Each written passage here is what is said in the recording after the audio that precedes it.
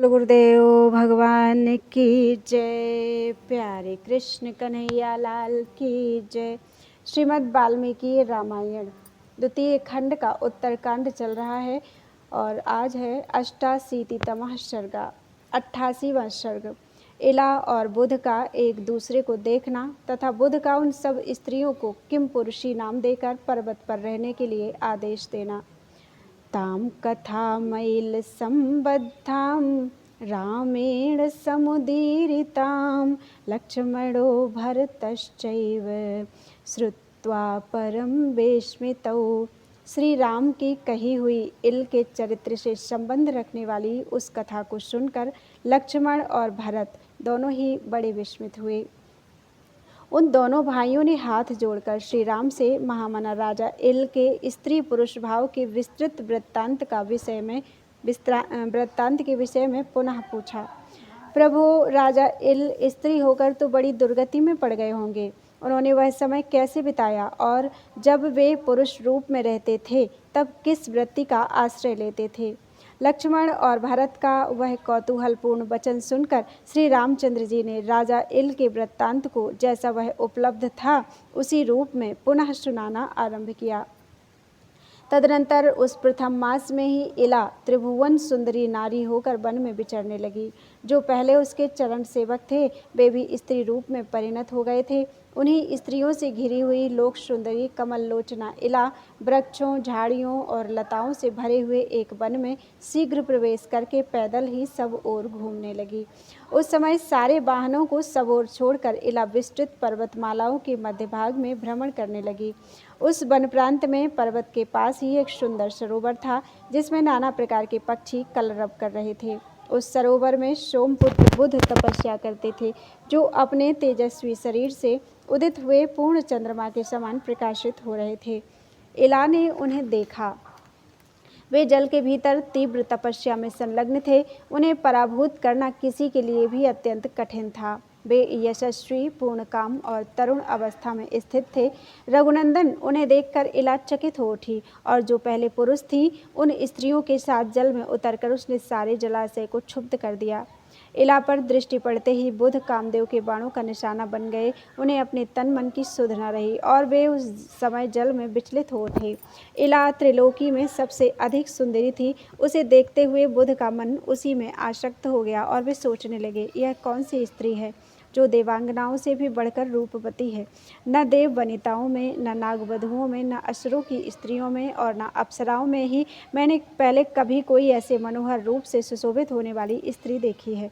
यदि यह दूसरे को ब्याही ना गई हो तो सर्वथा मेरी पत्नी बनने योग्य है। ऐसा विचार वे जल से निकलकर किनारे आए। फिर आश्रम में पहुंचकर उन धर्मात्मा ने पूर्वोक्त सभी सुंदरियों को आवाज़ देकर बुलाया और उन सब ने आकर उन्हें प्रणाम किया।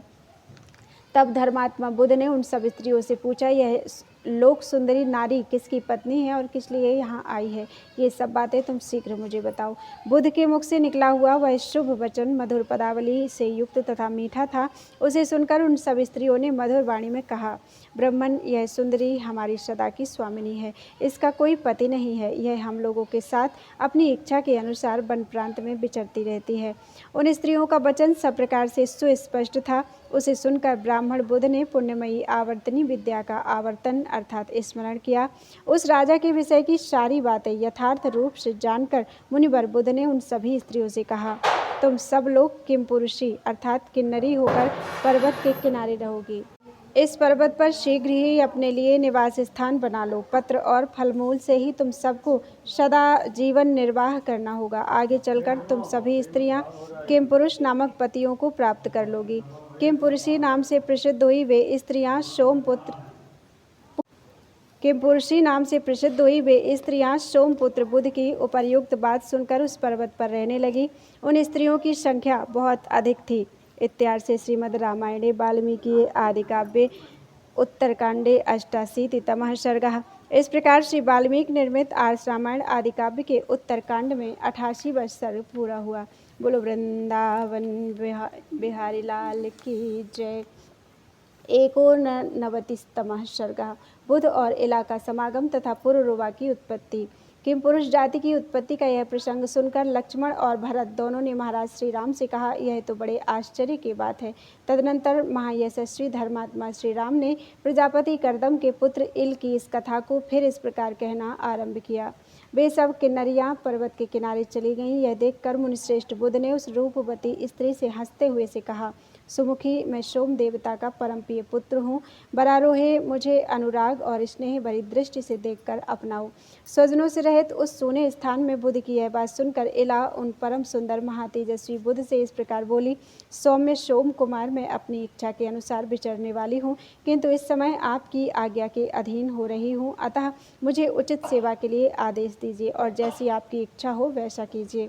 इला का यह अद्भुत वचन सुनकर कामासक्त सोमपुत्र को बड़ा हर्ष हुआ। वे उसके साथ रमण करने लगे। मनोहर मुख वाली इला के साथ अतिशय रमण करने वाले कामासक्त बुद्ध का वैशाख मास एक क्षण के समान बीत गया।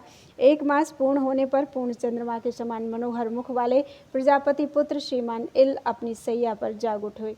उन्होंने देखा सोमपुत्र बुद्ध वहाँ जलाशय में तप कर रहे हैं। उनकी भुजाएं ऊपर को उठी हुई हैं और वे निराधार खड़े हैं। उस समय राजा ने बुद्ध से पूछा, भगवान, मैं अपने सेवकों के साथ दुर्गम पर्वत पर आ गया था, परंतु यहाँ मुझे अपनी वह सेना नहीं दिखाई देती है।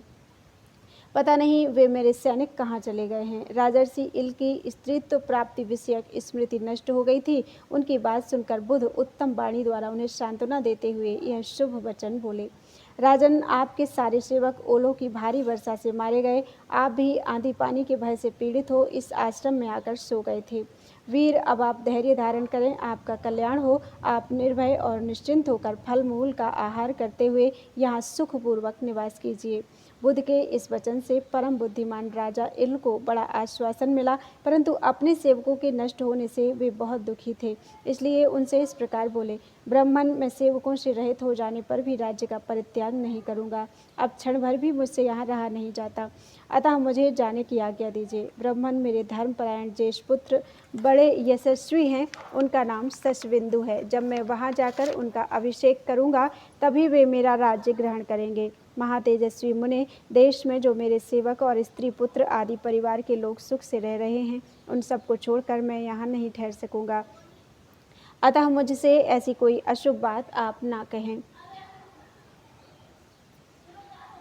जिससे स्वजनों से बिछुड़कर मुझे यहाँ दुखपूर्वक रहने के लिए विवश होना पड़े। राजेंद्र इल के ऐसा कहने पर बुद्ध ने उन्हें सांत्वना देते हुए अत्यंत अद्भुत बात कही, राजन, तुम प्रसन्नतापूर्वक यहाँ रहना स्वीकार करो। कर्दम के महाबली पुत्र, तुम्हें संताप नहीं करना चाहिए। जब तुम 1 वर्ष तक यहाँ निवास कर लोगे तब मैं तुम्हारा हित साधन करूँगा। पुण्यकर्मा, बुद्ध का यह वचन सुनकर उन ब्रह्मवादी महात्मा के कथनानुसार राजा ने वहाँ रहने का निश्चय किया। वे 1 मास तक स्त्री होकर निरंतर बुद्ध के साथ रमण करते रहे और फिर 1 मास तक पुरुष होकर धर्म अनुष्ठान में मन लगाते थे। तदनंतर 9वें मास में सुंदरी इला ने सोमपुत्र बुद्ध से एक पुत्र को जन्म दिया जो बड़ा ही तेजस्वी और बलवान था। उसका नाम था पुरुरवा। उसके उस महाबली पुत्र की अंगकांति बुद्ध के ही समान थी। वह जन्म लेते ही उपनयन के योग्य अवस्था का बालक हो गया, इसलिए सुंदरी इला ने उसे पिता के हाथ में सौंप दिया। वर्ष पूरा होने में जितने मास शेष थे उतने समय तक जब जब राजा पुरुष होते थे तब तब मन को बस में रखने वाले बुद्ध धर्मयुक्त कथाओं द्वारा उनका मनोरंजन करते थे। इत्यार्षे श्रीमद् रामायणे वाल्मीकि आदि काव्ये उत्तरकांडे 199 सर्गः। इस प्रकार वाल्मीकि निर्मित आर्ष रामायण आदि काव्य के उत्तरकांड में 89वां सर्ग पूरा हुआ। बोलो वृंदावन बिहारी लाल की जय। त्वदीयं वस्तु गोविंदम तुभ्यमेव समर्पितम्।